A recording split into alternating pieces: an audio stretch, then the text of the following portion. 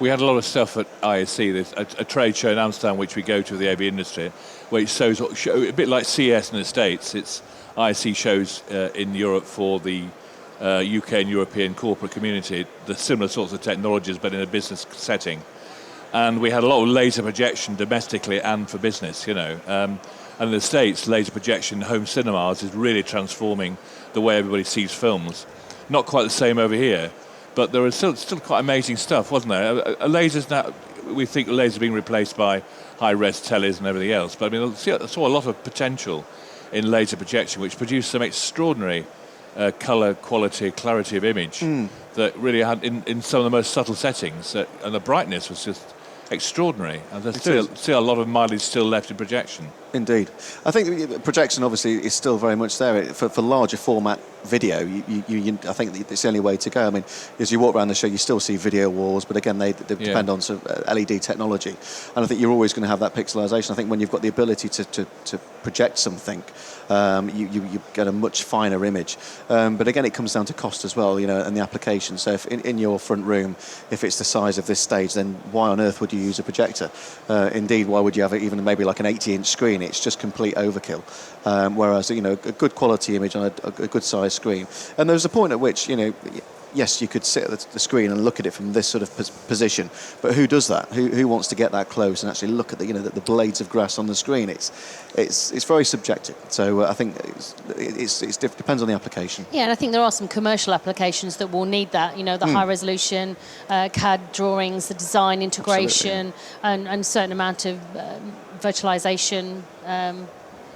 People using simulation for training applications, for example, they need that really full resolution. And you're right, Clive, the laser projectors were amazing at ISC.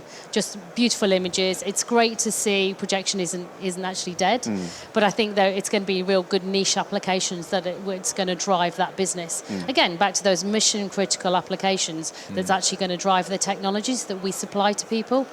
Well, it's interesting to talk about simulation because, I mean, look, I watched the launch of the Samsung S7 online the other night, the way everybody else saw the new phone.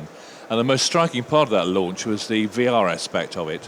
And I thought to myself, that's interesting. I mean, I wouldn't think of business and VR, really, but we're seeing a big interest in augmented reality and VR.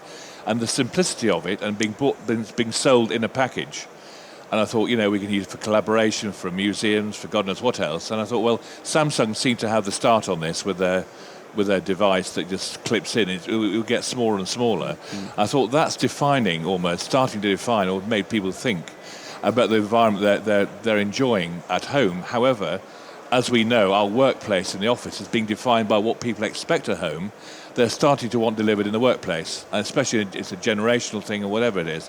So I think the VR aspect and the whole experience of what we see via screen, audio, or whatever medium we use is starting to change subtly, but it is changing. Because more commoditized examples of this technology come out. I don't know what you feel about that, but I mean, certainly VR, we haven't thought. I mean, I looked at VR in the early 80s, and it was a bog standard PC with a whole screen around your head. It's ridiculously unpractical. But now it's becoming much more subtle, and we're slipping into this other world of which we're seeing with simulation and other serious business applications. We're seeing, Imago producing that array telepresence for 10K. I mean, extraordinary low price. I think there's going to be lots of manufacturers going to be doing that. So you've got Microsoft looking at HoloLens. Yeah. So again, an amazing application when you see it being used, and you start to think differently about how you can use the technology, and in a commercial sense. And as you say, the Samsung phone, an application that you would never have thought you could use a phone for.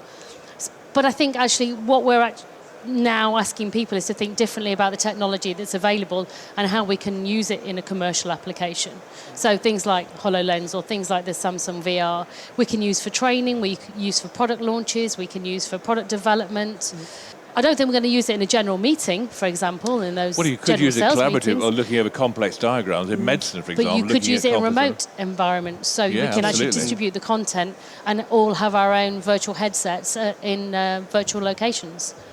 So that's a possible application. And again, that fits into what I'm into, which is the collaboration. So, Yeah, I think the world's just opening up for us right now with the technologies that's available, and it's up to us to go out and find those applications and put them in front of the customers and the end users so they can make an informed decision. I think your users are going to be demanding more. We do that more, actually. I think they're going to be increasingly more demanding as time goes on, as they see consumer technologies and wanting them to appear in the business workplace, personally. Yep.